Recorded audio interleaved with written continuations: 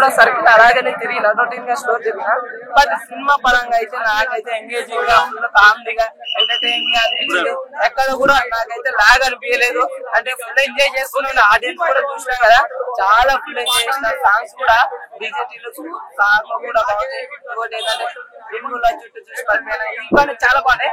Romance Arjun Reddy మించిపోయింది అనిపించింది. సిద్ధు చంద్రగాడు అయితే బాగా వాడేశారు.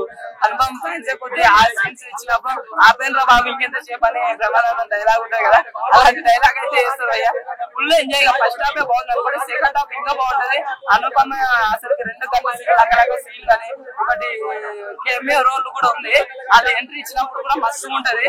ఇంకేంటంటే క్లైమాక్స్ లో కూడా చాలా బాగా అనిపించింది. ట్విస్ట్ కూడా అసలు ఎక్కడ మంచి కనిపించా. ఫస్ట్ 1 ట్విస్ట్ అనేది కొద్దిగా అంత అనిపించకపోయినా 2 మాత్రం చాలా బాగుంది.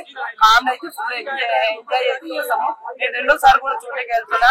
సినిమా అయితే ఎక్సలెంట్ ఉంది. నాకైతే బోర్ అయితే ఎక్కడైతే ఎక్సలెంట్. అంటే సిద్ధు జొన్నలగడ్డ గారు అయితే హైపర్ ఆది కన్నా పంచలు వేస్తూనే కొడతారు. హైపర్ ఆదిని మించిపోయినా అనిపించింది.